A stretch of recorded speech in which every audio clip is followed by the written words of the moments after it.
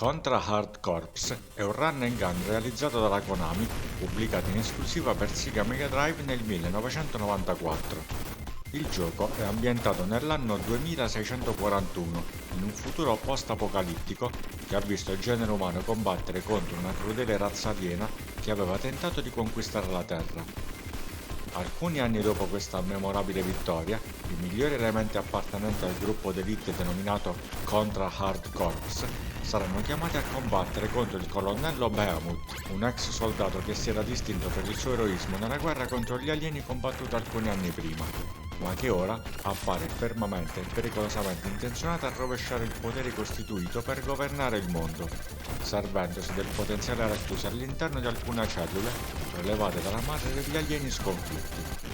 Starà a voi sventare i suoi folli piani e per farlo potrete scegliere di calarvi nei panni di ben 4 personaggi, che sono Rei e Sheena, rispettivamente un uomo e una donna, l'androide Brownie e Fang, un essere mezzo lupo e mezzo cyborg. Da soli o in due, se giocherete con un amico, dovrete affrontare i 5 o 6 livelli che vi separano dalla conclusione della storia e dalla sua felice risoluzione. Dico 5 o 6 livelli perché di tanto in tanto il gioco vi metterà di fronte a delle scelte e in base a ciò che deciderete di fare, il vostro percorso potrà abbreviarsi o allungarsi un po'. I tasti del controller del Mega Drive sono stati utilizzati nel seguente modo. Il pulsante A consente di selezionare l'arma tra quelle che avete a disposizione in quel momento. Il tasto B serve per sparare, quello C per saltare ed eseguire delle scivolate che certamente, ve lo assicuro, vi salveranno la pelle in molte occasioni. Non esiste una barra d'energia. Ciò significa che morirete al primo contatto con un nemico o un proiettile che fuoriuscirà da una delle loro armi. In alto a sinistra troverete delle caselle che si riempiranno man mano che troverete delle armi, ottenibili colpendo delle apposite capsule che di tanto in tanto fluttueranno all'interno dei livelli. Oltre alle armi utilizzabili fino alla vostra eventuale dipartita, di tanto in tanto troverete anche delle singole bombe, molto utili nelle situazioni disperate, soprattutto quando affronterete i boss più ostici. Potrete selezionare l'arma desiderata tra quelle a vostra disposizione mediante la pressione del tasto A, e ce n'è per tutti i gusti, anche perché, a parte l'arma base, ogni personaggio dispone di un suo arsenale personale. Alcune armi risulteranno più adatte per affrontare un particolare segmento del livello e non un altro. Altre invece saranno più appropriate per eliminare questo o quell'altro boss. Starà a voi scoprire quali armi risulteranno per voi le migliori, e non è detto che la preferenza sia univoca per tutti. Tecnicamente il gioco è estremamente curato, la grafica dei fondali è molto dettagliata e fa un buon uso della palette cromatica del Mega Drive. Le ambientazioni sono varie e le tonalità dei colori, per lo più tendenti all'oscuro che sono state scelte per la loro realizzazione, ben trasmettono la sensazione di vivere in un futuro distopico e post-apocalittico sull'orlo della distruzione. Gli sprites contemporaneamente su schermo spesso sono molti e disegnati in modo superbo, sia quelli dei nemici che dei personaggi principali, che risultano in possesso di un buon numero di frames d'animazione. Inoltre, se lascerete fermi i vostri beniamini, essi si esibiranno in piacevoli animazioni spontanee. Lo scrolling è sempre fluido e non ho notato rallentamenti di sorta, se non in rarissime occasioni quando il chip grafico del Mega Drive ha dovuto gestire l'esplosione di alcuni enormi boss composti in modo modulare, ossia da più sprites. Comunque sia, questi rallentamenti sono rarissimi e per nulla fastidiosi, anzi, in un certo senso, mi hanno permesso di assaporare meglio la vittoria conseguita contro quei mostri colossali. I boss di fine livello spesso sono enormi e davvero ben realizzati, e lo stesso vale per i mini boss che solitamente troverete alla metà di ogni stage, ma non solo. Non di rado questo titolo farà compiere delle vere e proprie prodezze al chip grafico del Mega Drive, mostrandovi effetti che raramente sono stati visti sulla console a 16 bit di casa Sega. Se proprio vogliamo andare a cercare quella che potrebbe essere una mancanza riguardante il versante grafico, potremmo dire che alcuni livelli presentano un buon numero di strati di parallasse, altri meno, ma non vi preoccupate, perché nell'insieme la grafica esce davvero a testa alta dal giudizio. Il sonoro è davvero eccellente, Ottime le musiche, galvanizzanti al punto giusto ed adattissime a sottolineare l'azione frenetica che il titolo offre.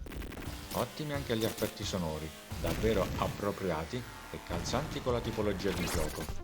Se proprio dovessi andare a cercare il classico pelo nell'uovo, potrei dire che il parlato è poco.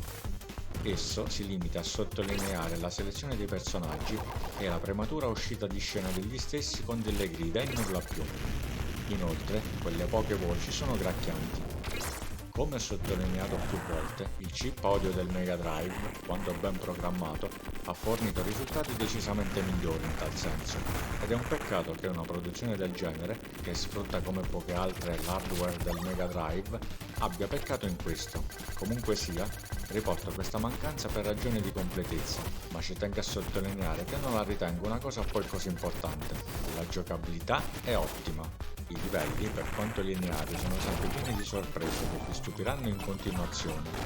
Vi divertirete molto ad attraversare i livelli che il gioco vi mette a disposizione, eliminando tutto ciò che si muove, migliorandovi visibilmente partita dopo partita.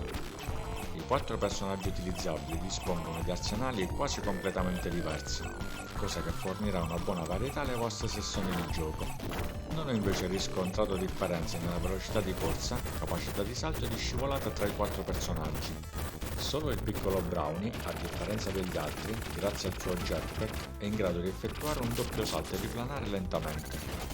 Non sarebbe stata una cattiva idea a questo punto dotare di una mossa unica anche gli altri personaggi. Sarebbe stato quel tocco in più che avrebbe reso ancora più marcata la differenza tra i 4 paladini della Terra. Comunque sia, non ritengo affatto questa mancanza una cosa grave. La longevità è a livelli a mio avviso mai visti per un gioco di questo tipo, e per diverse ragioni che ora vi enuncerò. Il livello di difficoltà è molto elevato, e questo, già da solo, basterebbe a conferirgli una notevole durata. In aggiunta a ciò, i programmatori della Konami hanno inserito all'interno dell'avventura dei bivi che vi porteranno ad affrontare livelli, nemici e boss diversi a seconda del percorso che avrete scelto. Selezionare un percorso oppure un altro influenzerà anche il finale che vi verrà mostrato una volta terminato il gioco. Contra Hard Corps vi offre ben 6 diversi epiloghi differenti, per cui credo di poter affermare in tutta tranquillità che non esiste un run and gun longevo come questo sul Sega Mega Drive e probabilmente non solo. C'è qualcosa che poteva essere fatto meglio? Personalmente ritengo che sarebbe stato il caso di mettere a disposizione del giocatore anche un livello di difficoltà più basso, oppure di poter selezionare un'opzione che consentisse di avere a disposizione un po' di energia vitale, in modo da permettere ai vari personaggi di assorbire almeno qualche colpo. Dico questo perché il livello di difficoltà del gioco potrebbe scoraggiare coloro che non se la sentono di imparare a memoria le modalità con cui, soprattutto i boss, attaccano e le maniere per controbatterli. Anche quando ci sarete riusciti, dovrete sempre prestare la massima attenzione, perché il margine di manovra che avrete a disposizione per evitare i loro colpi sarà sempre molto esiguo. Per coloro che invece amano i giochi difficili e che danno enormi soddisfazioni una volta terminati, questo è il gioco che fa per voi. Contra Hard Corps è un vero capolavoro che merita a pieno titolo di rientrare nel ristretto numero di giochi che siedono sull'Olimpo dei giochi per Mega Drive, sia per il modo in cui sfrutta il suo hardware, sia per il divertimento e la sfida che è in grado di offrire, a patto che abbiate la volontà di affrontare un titolo che non vi perdonerà niente, nemmeno il minimo errore. Per queste ragioni, Contra Hard Corps si merita l'appellativo di consigliatissimo.